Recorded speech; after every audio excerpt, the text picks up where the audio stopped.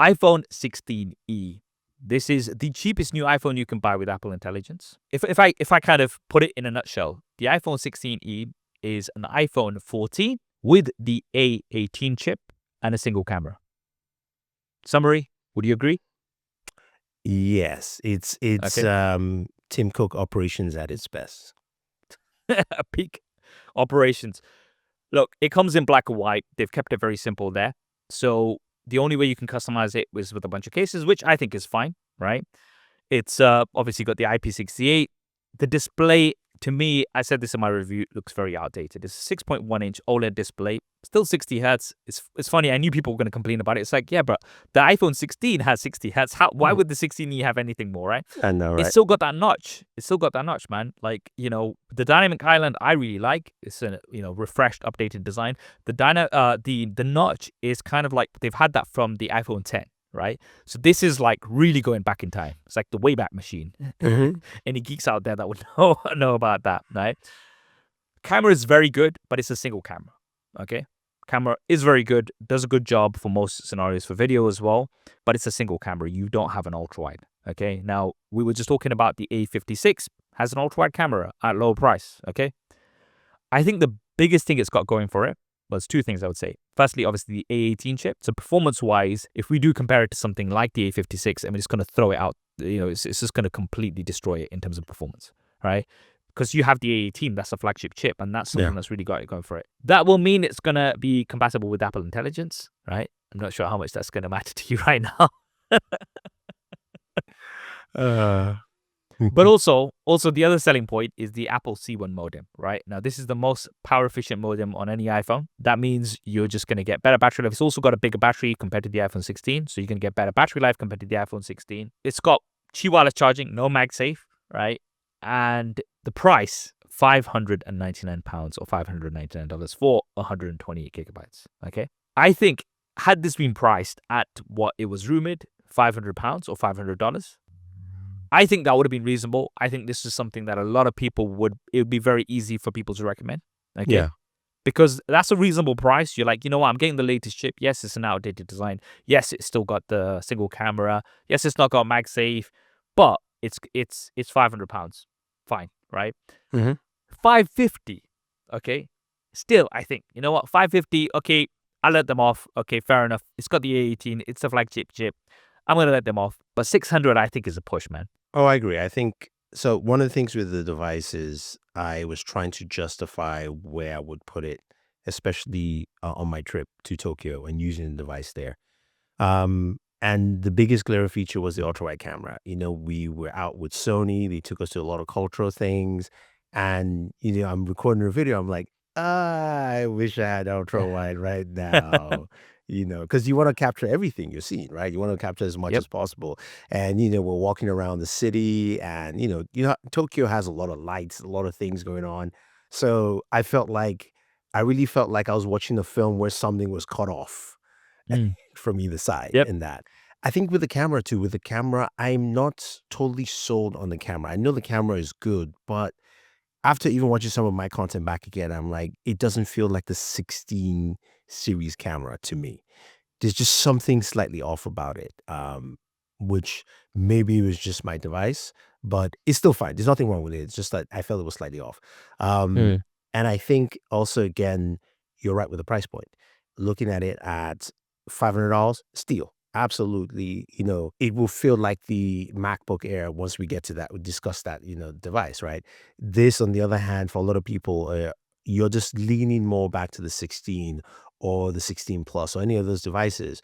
And in the US, the bigger question is, most people buy their devices through carriers, right? In the US. And usually the difference between, I think that myself and Hayato, we calculated the difference between a regular 16 and the Pro Max is like $15 extra difference, right? Something like that. A month. So, you're going like, maybe I'll just do that and like get myself a better device. You don't have to go to a Pro, but you could probably get yourself a Plus, or maybe you just want the base Pro instead of like the 16 Pro Max. So It's just too close in pricing for me to justify it. I agree with you. 550 is the highest I would have pushed it, but not 600. I've also noticed that I've seen more advertising for the 16E than any other Apple device, right?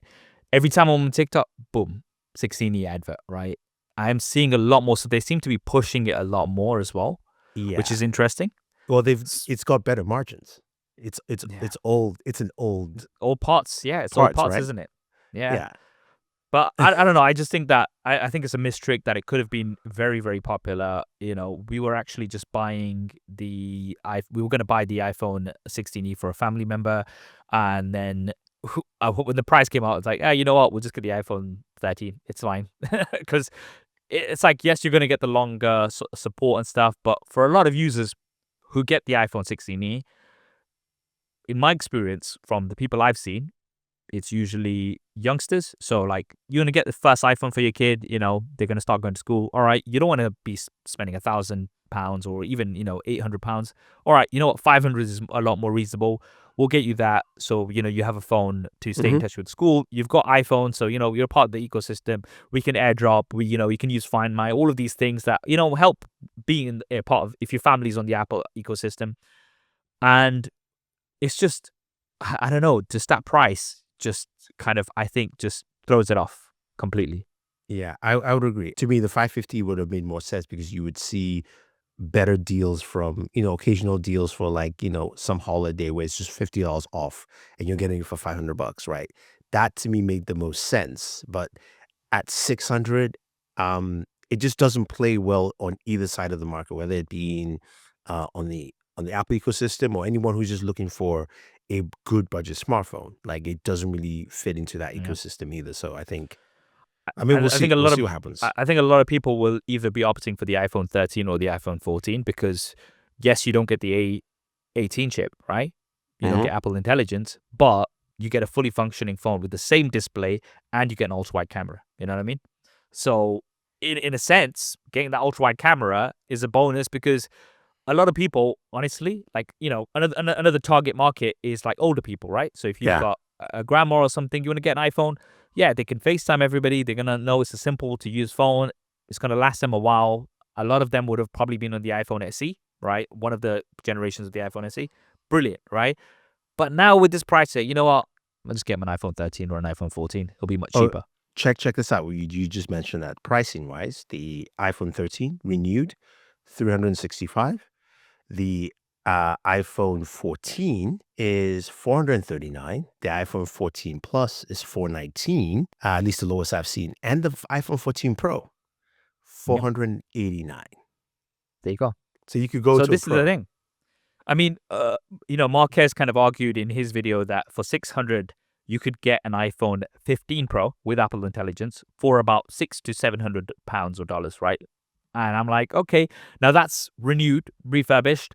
I've had a really bad experience with refurbished with a refurbished Apple Watch recently, so I've kind of been scarred by that experience. I've sent it back, but you know, I'm sure a lot of people do have good experiences with renewed and refurbished products and stuff like that, right? Yeah. And especially if they're going to be half the price. Like, you mentioned the iPhone 13. iPhone 13 right now in the UK, refurbished, excellent condition, you're looking at about 350, right? Brand Mhm. new, as in brand new out of the box, sealed for 450, right? So it's just like, oh mate, like this is making it a lot more difficult to justify, especially because the Apple Intelligence features that were promised are still not here. So this is the thing. It's just like if they were fully fledged in here, you're like, oh, I can see myself using these. But you might be like, oh, I don't know when I'm going to see these or I'm going to be able to use these. You know what? Mhm. I'll just stick with my iPhone 13 or iPhone 14. And I think that's what's going to be happening.